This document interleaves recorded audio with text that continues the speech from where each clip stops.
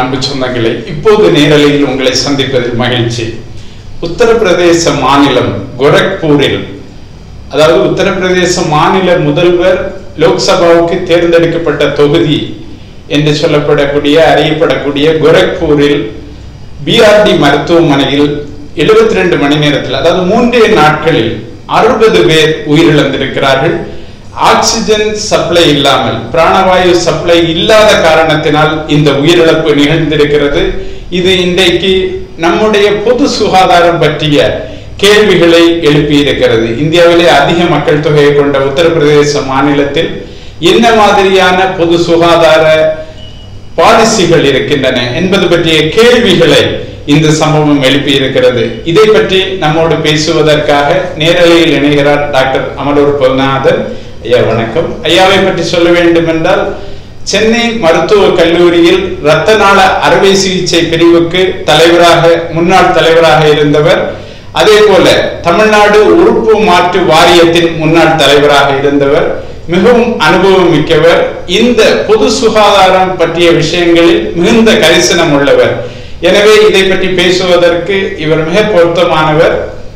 ஐயா, இந்த சம்பவத்தை பற்றி பார்க்கும்போது, கோரக்பூரில் நடந்த சம்பவத்தை பற்றி பார்க்கும்போது, இப்போது எல்லா ஊடகங்களுமே அங்கு ஆக்சிஜன் சப்ளை இல்லாமல் அந்த குழந்தைகள் உயிரிழந்து விட்டன என்பதை மீண்டும் மீண்டும் சொல்லிக் கொண்டிருக்கிறார்கள். அதிலும் குறிப்பாக அந்த ஆக்சிஜன் சப்ளை செய்த நிறுவனத்திற்கு ஒரு 40 லட்சம் ரூபாய் அளவுக்கு பாக்கி வைத்திருக்கிறார்கள். அந்த ஆக்சிஜன் சப்ளை செய்யக்கூடிய நிறுவனம் இன்னொரு நிறுவனத்திடமிருந்து வாங்கி சப்ளை செய்ய வேண்டும். ஆனால் அப்படி வாங்கி சப்ளை செய்வதற்கு இவர்களிடம் பணம் இல்லை என்று அந்த நிறுவனம் சொல்கிறது, அந்த தனியார் நிறுவனம் சொல்கிறது. அது மட்டுமல்லாமல் ஆகஸ்ட் புரோட்டோகால் படி ஆகஸ்ட் 8ஆம் தேதி அவர்கள் ஆக்சிஜனுக்கு ஆர்டர் பிளேஸ் செய்திருக்க வேண்டும். ஆனால் 11ஆம் தேதி அந்த புரோட்டோகாலை மீறி செய்திருக்கிறார்கள் என்றெல்லாம் பல இதுதான் முதன்மைப்படுத்துகிறார்கள். இதில் ஆக்சிஜன் சிலிண்டர்களுடைய அந்த அவசர உதவிக்கு ஆக்சிஜன் சிலிண்டர்கள் இல்லை, ஆக்சிஜன் சிலிண்டர்கள் போதுமான அளவுக்கு இல்லை என்பது எந்த அளவுக்கு இந்த சம்பவத்தில் பங்கு வகித்திருக்கிறது? இதில் ஒன்று தொடர்புடைய விஷயங்கள் இருக்கின்றன. ஆக்சிஜன் ஒழுங்காக இருந்த போதும் கடந்த பல வருடங்களில் வருடம் தோறும் இந்த குறிப்பிட்ட மாதங்களில் நூற்றுக்கணக்கான குழந்தைகள் இதே மருத்துவமனை இறந்திருக்கின்றன. அப்போதெல்லாம் ஆக்சிஜன் பிரச்சனையால் இறக்கவில்லை. ஆகவே ஆக்சிஜன் என்பது இந்த வருட பிரச்சனை. ஆனால் கடந்த 10-15 வருடங்களாக வருடம் 100க்கு மேல் குழந்தைகள் அந்த மருத்துவமனையில் இறந்து கொண்டுதான் இருந்தனர். இதற்கு அந்த மருத்துவமனை என்ன செய்தது? அந்த ஊருக்கு 1998 எம்பியாக இருந்தவர்கள் என்ன செய்தார்கள், எம்எல்ஏவாக இருந்தவர்கள் என்ன செய்தார்கள், அரசாங்கங்கள் என்ன செய்தன என்று அனைத்தையும் நாம் கேள்விக்குள்ளாக்க வேண்டும். இந்த விவகாரம் மத்திய அமைச்சரகத்துக்கும் தெரியும். ஆகவேதான் அவர்கள் நேஷனல் ஹெல்த் மிஷன்ல என்கெஃபலைட்டிஸ் வார்டு என்று தனியாக ஆரம்பித்து அந்த வார்டுக்கு பொறுப்பாளராக இந்த டாக்டர் கானை நியமனம் செய்திருந்தார்கள். இந்த டாக்டர் கான் என்பவர் ஆக்சுவலாக அந்த ஹாஸ்பிட்டல் எம்ப்ளாயி கிடையாது, சென்ட்ரல் கவர்மெண்ட்டுடைய நேஷனல் ஹெல்த் மிஷனுடைய நோடல் ஆஃபீஸர். அவை சென்ட்ரல் கவர்மெண்ட் ஓரளவு கவனம் செலுத்தியிருக்கிறது. ஆனால் இந்த கவனம் போதுமா என்பது தெரியவில்லை. இந்த ஜாப்பனீஸ் என்கெஃபலைட்டிஸ் பற்றி நான் சிறிது சொல்கிறேன். இதே ஜாப்பனீஸ் என்கெஃபலைட்டிஸ் வடார்காடு, தென்னார்காடு மாவட்டங்களில் ஒரு 10-15 வருடங்களுக்கு முன்பு பரவலாக இருந்தது. ஜெப்பர் மருத்துவமனையில் வேலை செய்த டாக்டர்களை நீங்கள் கேட்டால் சொல்வார்கள், தினமும் 3-4 குழந்தைகள் செத்துப்போம். பிறகு அவர்கள் அந்த எந்த ஏரியாக்களிலிருந்து இந்த குழந்தைகள் வருகிறது என்பதை கண்டறிந்து அந்த ஏரியாக்கள் எல்லாம் ஜப்பனீஸ் என்கெஃபலைட்டிஸ் வேக்சின் தொடர்ந்து போட ஆரம்பித்தார்கள். இந்த சீசன் வருவதற்கு முன்னாடி அந்த ஏரியாக்களை ஃபியூமிகேட் பண்ணுவது, கொசுக்களை ஒழிப்பது, இந்த மாதிரி முயற்சிகளை கடுமையாக எடுத்தார்கள். மத்திய அரசாங்கம், மாநில அரசாங்கம் ரெண்டுமே சேர்ந்து செய்யும். இப்போது ஜிப்பரில் ஜப்பனீஸ் என்கெஃபலைட்டிஸ் என்பது வருஷத்துக்கு 1, 2, 3 இந்த வேலைகளை கோரக்பூரில் செய்யவில்லை.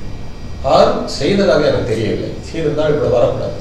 ஜாப்பனீஸ் என்கெஃபலைட்டிஸ்க்கு வேக்சின் இருக்குது. 100க்கு 100 ப்ரொடெக்ஷன் கொடுக்கவில்லை என்றாலும் கூட 180% ப்ரொடெக்ஷன்.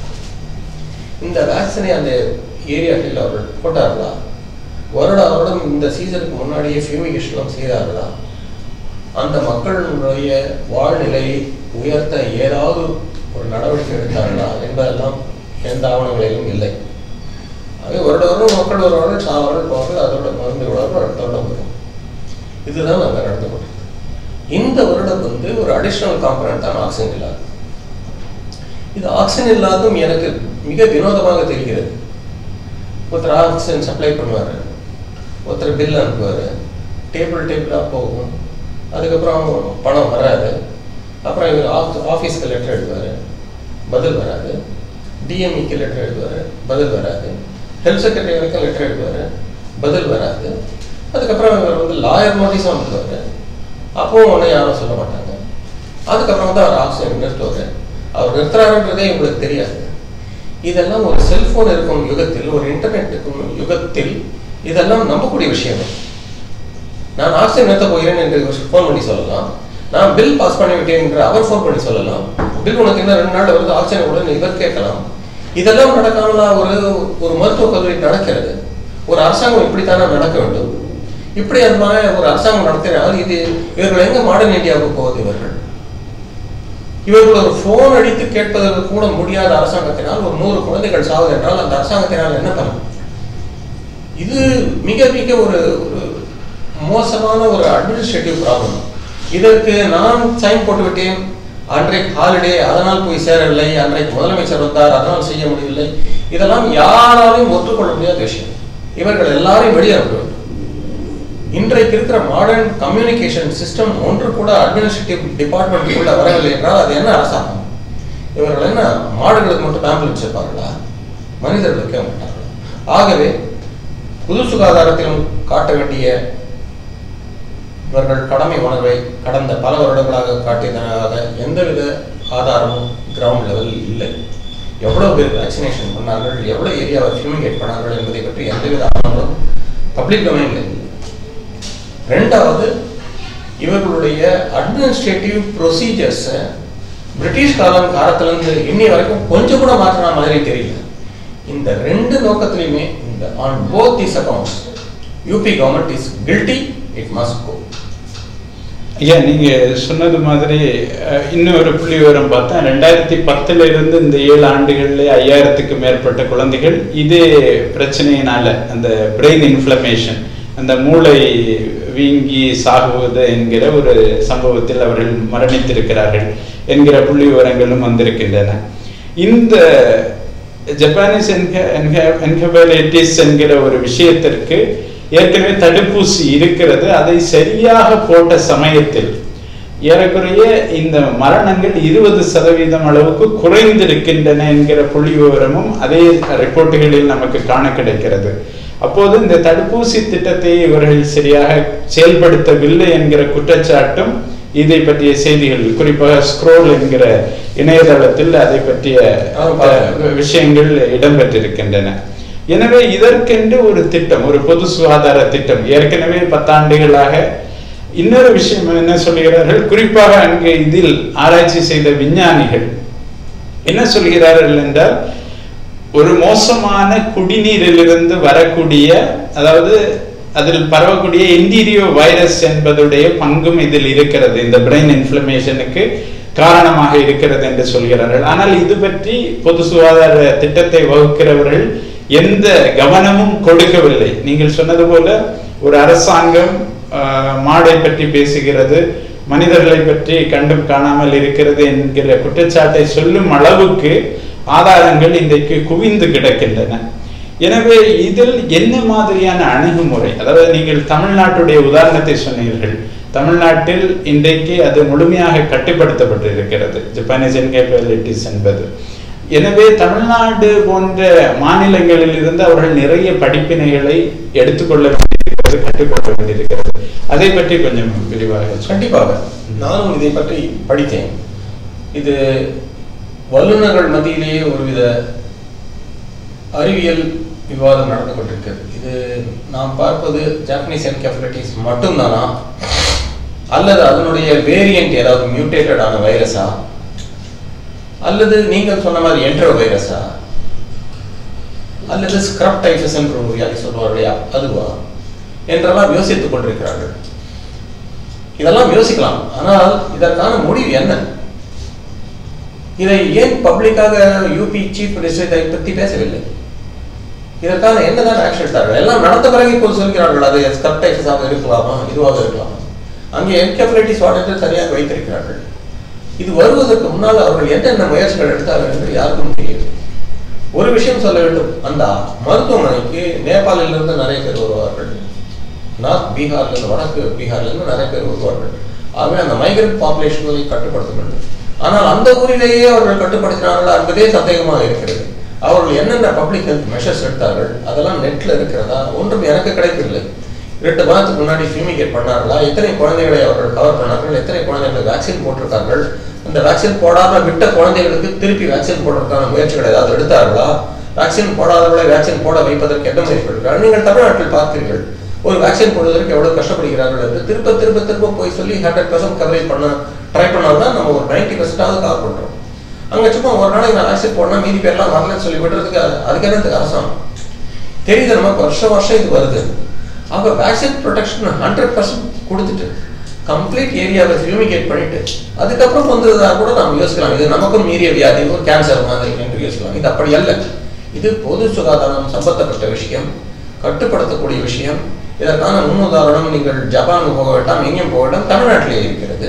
இவர்கள் தமிழ்நாட்டில் வந்து கற்றுக்கொள்ளலாம், ஆனால் அவர்கள் தமிழ்நாட்டை நசுக்கத்தான் பார்த்துக் கொள்கிறார்கள். ஆகவே இதற்கான தீர்வுகள் இந்தியாவில் உள்ளன. அவை ரொம்ப காஸ்ட்லி கிடையாது. மாட்டுக்கு ஆம்புலன்ஸ் உருவாக்குறத விட சீப்பு தான் அது. இப்ப எல்லாம் முடிந்த பிறகு நான் 80 கோடியில் அதுக்காக ஆராய்ச்சி நிலையம் நிறுவப் போகிறேன் என்று சொல்கிறார்கள்.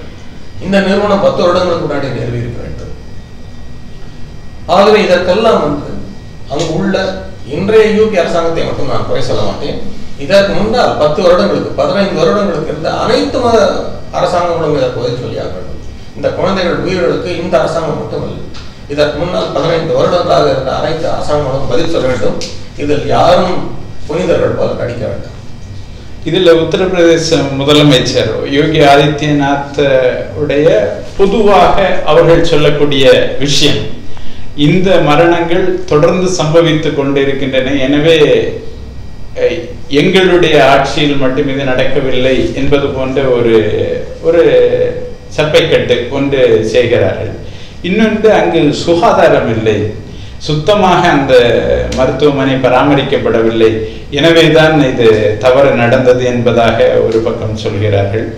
அப்புறம் எப்பவுமே இது மாதிரியான ஒரு சம்பவம் நடக்கும்போது ஒரு மருத்துவரை மட்டும் நீக்கம் செய்துவிட்டு, இதில் கஃபீல் என்கிற ஒரு டாக்டர், அவர் தான் நோடல் ஆஃபீஸர், அவர் தான் அதுக்கு பொறுப்பு, அதாவது ஃபிக்ஸிங் ரெஸ்பான்சிபிலிட்டி அப்படி வரும்போது அந்த பொறுப்பை ஒருவர் மீது போட்டு விட்டு முழுவதுமாக இந்த பிரச்சனை முடிந்து விட்டது என்பது போல, இந்த பரபரப்பு அடங்கி விட்டது என்பது போல இந்த ஒரு அணுகுமுறை அரசாங்கத்திடம் இருக்கிறது. இதுதான் திரும்ப திரும்ப அமித்ஷா, பாரதிய ஜனதா கட்சியுடைய தலைவர் சொல்கிறார், இது முதல் முறை நடப்பதல்ல. அதாவது இது முதல் முறை நடப்பதல்ல என்றால் இது பல முறை நடந்துள்ளது என்பதற்காக அதை நியாயப்படுத்தி விட முடியுமா? நாம் புதிய இந்தியாவை உருவாக்க வேண்டும், அடுத்த கட்டத்துக்கு நமது மக்களை அழைத்து செல்ல வேண்டும் என்று சொல்வதில் எல்லாம் பொது சுகாதாரம் ஒரு முக்கியமான அம்சம் அல்லவா? அதை பற்றி நீங்கள் கேட்டது கரெக்ட். எதை கேட்டாலும் காங்கிரஸ் ஆட்சியை பார், பிஎஸ்பி ஆட்சியை பார், எஸ்பி ஆட்சியை பார் என்று சொல்வது ஒரு மோசமான அரசியல். அவர்களெல்லாம் மோசமாக இருந்ததோடு தான் உங்களை தேர்ந்தெடுத்தார்கள். உங்களது ஸ்வச் பாரத் எங்கே போனது கடந்த 3 வருடங்களாக? உங்களுடைய ஸ்வச் பாரத் உத்தரப்பிரதேசத்துக்குள் நுழையவே முடியவில்லையா? 1998 ஒரு ஏரியாவுக்கு எம்பியா இருக்கிறவர், கோரக்பூர் ஒன்றும் டெல்லியை போல பாம்பே போல பரந்த நகரம் அல்ல, ஒரு சிறிய இடம். அந்த இடத்துல ஒரே ஒரு மெடிக்கல் காலேஜ் தான், அங்க 100 மெடிக்கல் காலேஜ் இருக்கு, ஒரே ஒரு மெடிக்கல் காலேஜ் இருக்கு. ஒரு எம்பியால் அந்த மெடிக்கல் காலேஜுக்குள்ளேயும் அதை சுற்றியும் சுத்தத்தை என்ஷூர் செய்ய முடியவில்லை என்றால் வேக்சினேஷனை என்ஷூர் பண்ணவில்லை. 98 அவர் என்னதான் செய்து கொண்டிருந்தார்? மனித உயிர்களை விட வேறு எது முக்கியம் அந்த ஏரியாவில்? ஆகவே இந்த அரசாங்கம் வந்து அங்கே நடந்தது, ஆகவே இப்ப நடப்பதும் சரி என்று சொல்வது வடிகட்டிய அயோக்கியத்தனம். அங்கே தவறுகள் நடந்தன, ஆனால் அங்கே ஆக்சிஜன் இல்லாமல் போகவில்லை. இங்கே சாவலுக்கு மேல் ஆக்சிஜனும் நிறுத்தப்பட்டிருக்கிறது. இந்த ஆக்சிஜன் நிறுத்தப்பட்டதற்கு உத்தரப்பிரதேச அரசாங்கம் முழு பொறுப்பு எடுக்க வேண்டும். இந்த டாக்டர் மேல் குறை சொல்வது அப்பட்ட அயோக்கியத்தனம். இந்த டாக்டர் பினான்சியல் பவர்ஸ் கிடையாது, அவர் போய் ஆக்சிஜன் வாங்கிட்டு வர முடியாது. பினான்சியல் பவர்ஸ் டீனுக்கு இருக்கும், அதற்கு மேல் டைரக்டருக்கு இருக்கும், அதற்கு மேல் சுகாதார செயலாளர் இருக்கும். டாக்டர் அந்த நிலையில் அவரால் என்ன செய்ய முடியுமோ அங்கெங்கே போய் ஆக்சிஜன் சிறுங்களை கொண்டு வந்து காப்பாற்ற முயற்சித்தார். முயற்சித்தற்காக அவருக்கு தண்டனை ஆகுது. யாரை சஸ்பெண்ட் செய்ய வேண்டுமோ, யாரை டிஸ்மிஸ் பண்ண வேண்டுமோ அவர்களெல்லாம் பாதுகாப்பாக இருக்கிறார்கள். இதே ஒரு இந்த நாட்டில் எங்கேயோ ஒரு ரயில்வே விபத்து நடந்ததற்கு ஒரு ரயில்வே மந்திரி அவர் தனது பதவியை ராஜினாமா செய்தார். இது நம் நாட்டில் மறந்துவிட்ட சரித்திரம். இதை அந்த யூபியினுடைய சுகாதார அமைச்சருக்கு இதை நாம் நினைவுபடுத்த வேண்டும். ஏனென்றால் அவர் இந்த பிரதமருடைய உறவினர் என்று கேள்விப்படுகிறேன். லால் பகதூர் சாஸ்திரியினுடைய உறவினர் என்று நான் கேள்விப்பட்டேன். அது உண்மையாக நீங்கள் செக் பண்ணி பார்க்கணும். ஸோ இதுல ஐயா நீங்க சொன்ன ரொம்ப முக்கியமான விஷயம், ஒரு மருத்துவராக இதுல ஆக்சிஜன் நிறுத்தப்பட்டதுக்கும் ஒரு பங்கு இருக்கு இந்த உயிரிழப்புல. அதே மாதிரி இந்த நீண்ட காலமாக கடந்த 10 ஆண்டுகளாக அங்க இருக்கக்கூடிய ஒரு பொது சுகாதார பிரச்சனையாக இருக்கக்கூடிய இந்த என்கெபலைட்டிஸ் அல்லது மற்ற வடிவங்களான வைரஸ் காய்ச்சல்களுக்கும் அதுல ஒரு பங்கு இருக்கு. இதுல இந்த ஆக்சிஜன் அவங்களுக்கு சப்ளை இருந்திருந்தால் அந்த உயிர்களை காப்பாற்றி இருக்க முடியுமா? ஒரு மருத்துவராக அதை பற்றி உங்களுடைய காப்பாற்றிருக்கலாம். எத்தனை பேரை காப்பாற்றி இருக்க முடியும், எத்தனை பேரை காப்பாற்ற முடியாது என்று என்னால் சொல்ல முடியவில்லை. ஆனால் அவர்களுக்கு கண்டிப்பாக ஆக்சிஜன் தேவை இருக்கும், ஆக்சிஜன் கண்டிப்பாக வேண்டும். அந்த ஆக்சிஜன் கொடுத்தும் இறந்திருக்கலாம், போன வருடம் இறந்தார்கள், அதுக்கு முன்னோர். ஆனால் கண்டிப்பாக எண்ணிக்கை இந்த அளவில் இருந்திருக்காது. அது அந்த மூளைக்கு ஆக்சிஜன் தேவைப்படுகிற ஒரு சமயமா அது குறிப்பாக என்கெபலைட்டிஸ் என்று மூளையை சுற்றி இருக்கிற அந்த மெம்பரேன்கள் இன்ஃப்ளேம் ஆயிடும். மூளையில பல சென்டர்ஸ் இருக்கு, மூச்சு விடுறதுக்கு சென்டர். இந்த சென்டர்ஸ் எல்லாம் அஃபெக்ட் ஆயிடும். அதனுடைய entire brain will be inflamed. So அவங்களால மூச்சு விட முடியாது, சாப்பிட முடியாது. அவர்களுக்கு இந்த சப்போர்ட்லாம் கொடுக்க வேண்டும். சில குழந்தைகள் நார்மலாக வந்து விடுவார்கள், சில குழந்தைகளுக்கு கொஞ்சம் மூளை வளர்ச்சி இதெல்லாம் இருக்கும். ஆனால் நாம் செய்ய வேண்டிய கடமையை நாம் செய்ய வேண்டும். எப்படி இருந்தாலும் அந்த குழந்தைகள் செத்துவாங்க, அதனால ஆக்சிஜன் இருந்தா என்ன இல்லைன்னா என்னன்னு சொல்லி இப்ப அவங்களுடைய ஆர்குமெண்ட் அப்படி போயிட்டு இருக்கு. அதுல அந்த சதவீதம் ஏதாவது நம்ம சொல்ல முடியுமா ஒரு மருத்துவர்களால்? அது சொல்ல முடியாது. அவங்க எவ்வளவு ஏர்லி ஸ்டேஜ்ல வராங்களோ கியூர் ஆகி போயிடுவாங்க. ரொம்ப அட்வான்ஸ் ஸ்டேஜ்ல வருவாங்க, நீங்க என்ன பண்ணாலும் கியூர் ஆக மாட்டாங்க. ஆனா நீ அட்வான்ஸ் ஸ்டேஜ்ல வர, அதனால நான் உங்களுக்கு ஆக்சிஜன் தர மாட்டேன்னு சொல்றது என்ன ஒரு கொடூரத்தனம் அது. அவர்கள் எந்த நிலையில் வந்தாலும் அவர்களுக்கு வைத்தியம் செய்ய வேண்டிய கடமை நமக்கு உள்ளது. வைத்தியத்துக்கு பிறகு வர வேண்டியது நம்ம கையில் இல்லை. அவர்கள் குழந்தை நல்லா வரலாம், குழந்தை மன வியாதி சிதைவால் வரலாம், அது வேறு விஷயம். நாம் செய்ய வேண்டிய கடமையை செய்தோமா? நாம் கடமையை செய்யாமல் மற்றவர்களை குறை சொல்வது என்ன அயோக்கியத்தனம்.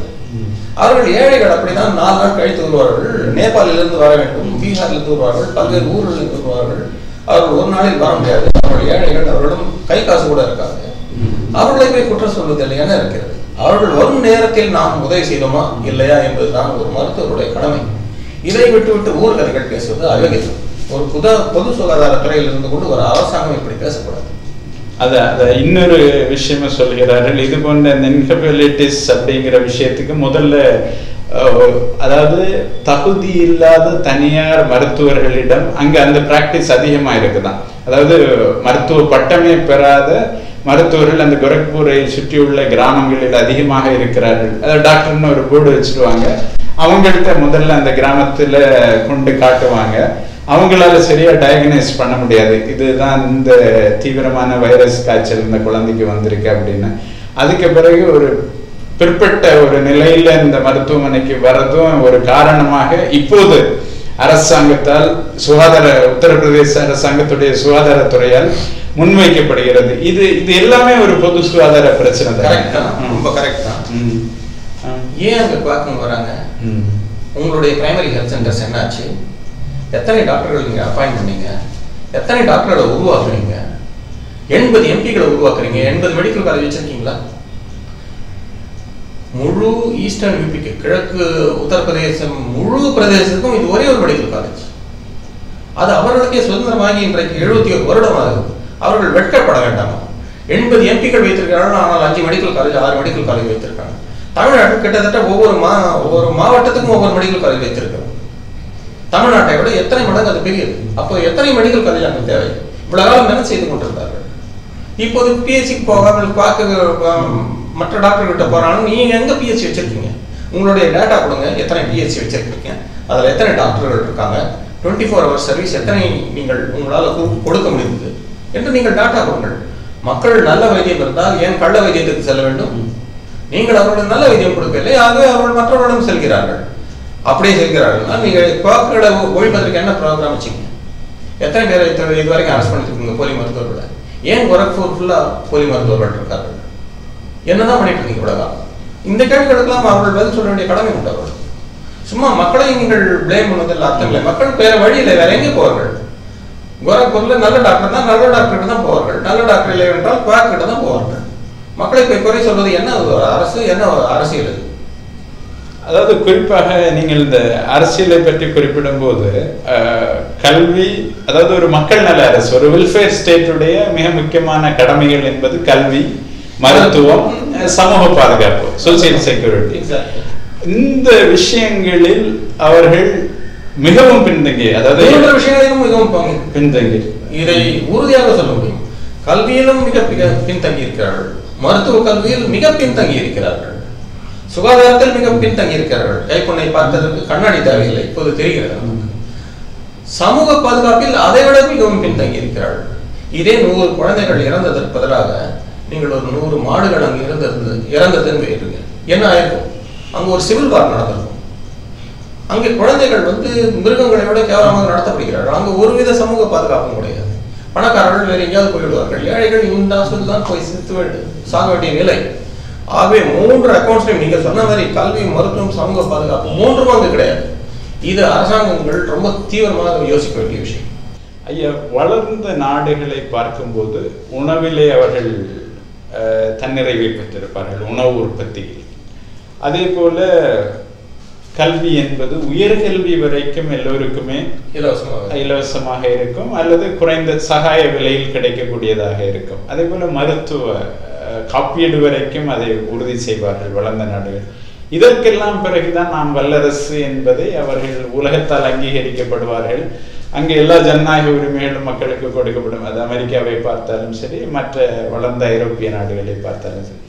இங்கு இது எதையுமே இந்த அடிப்படைகளையே செய்யாமல் நேரடியாக நான் எம்பிபிஎஸ் படிக்க போகிறேன், நான் அடிப்படை பள்ளிக்கல்வி வேண்டாம், கல்லூரி கல்வி வேண்டாம், எதுவுமே எனக்கு தேவையில்லை, நேரடியாக எம்பிபிஎஸ் படிக்க போகிறேன் மாதிரி இந்த அடிப்படைகள் எதையுமே சரி செய்யாமல் நான் நேரடியாக வல்லரசாகி விடுவேன்.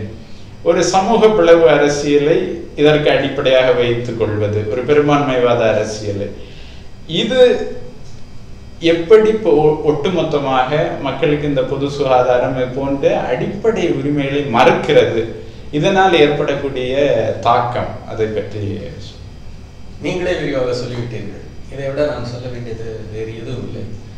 ஒரு அரசாங்கம், அது ஒரு ஸ்டேட் என்று சொல்லலாம், கவர்மெண்ட் என்றது மக்களுக்கு தேவையான கல்வி, சுகாதாரம், குடிநீர், சமூக பாதுகாப்பு, சமூக அமைதி, இதையெல்லாம் விட்டுவிட்டு நான் ஆயுதம் வாங்குவேன், நான் டேங்க் வாங்குவேன், நான் எல்லையில் உள்ள ஜெய் ஜவான் ஸ்லோகன் எழுப்புவேன், இந்த நாட்டை வல்லரசாக்குவேன் என்றெல்லாம் மாறுதட்டி கொண்டிருந்தால் 2-3 வருடங்களில் குழந்தைகள் இப்படித்தான் சாகும். நம்முடைய கவனம் எங்கு இருக்க வேண்டும் என்பதற்கான சரியான பாடம் இது. இதிலிருந்து நாம் பாடம் கற்றுக்கொள்ள வேண்டும். இந்த நாட்டு குழந்தைகளுக்கு டேங்க் தேவையில்லை, மிசைல் தேவையில்லை, இருப்பதற்கு ஒரு நல்ல வீடு, குடிப்பதற்கு தண்ணீர், கொசு இல்லாத ஒரு சுற்றுப்புற சூழல், படிப்பதற்கு நல்ல கல்வி கூடங்கள், அந்த கிராமங்களில் வியாதிகள் வந்தால் பார்ப்பதற்கு ஒரு ஆரம்ப சுகாதார நிலையம், காம்ப்ளிகேட்டட் வியாதிகள் இருந்தால் ஒவ்வொரு டிஸ்ட்ரிக்ட்லும் ஒரு நல்ல மெடிக்கல் காலேஜ், ஹாஸ்பிட்டல், படித்தவர் உயர்கல்வி படிப்பு ஒரு குறைந்த அளவு செலவில் கிடைக்க வேண்டும், படித்தவர்களுக்கு குறைந்தபட்ச வேலை உத்தரவாதம் வேண்டும். இதுதான் ஒரு நாட்டின் வளர்ச்சிக்கு அடையாளம். ஒரு நாட்டின் வளர்ச்சிக்கு அடையாளம் டேங்கோ, மிசைலோ, 56 இன்ச்சோ இதெல்லாம் கிடையாது. இதை நாம் ஞாபகத்தில் வைத்துக் கொண்டிருந்தால் குறைந்தபட்சம் அடுத்த வருடமாவது இத்தனை பிஞ்சு குழந்தைகள் கல்லறைக்கு போக வேண்டும். ஐயா, நம்ம அரங்குக்கு வந்து ஒரு மருத்துவர்களை அரங்குக்கு கொண்டு வருவது எங்களுக்கு மிகப்பெரிய சவால். ஏனென்றால் உங்களுடைய வேலைப்பளு கடுமையாக இருக்கும். அதற்கு மத்தியிலும் அரங்குக்கு வந்து இவ்வளவு விரிவாக நம்ம சமூக நீதிக்காக பேசியதற்காக நன்றி. சுதந்திர தின வாழ்த்துக்களை. சுதந்திர தின வாழ்த்துக்கள் உங்களுக்கும் இந்த நாட்டு மக்கள் அனைவருக்கும் இதன் மூலம் நான் கூறிக்கொள்ள விரும்புகிறேன். நன்றி, வணக்கம்.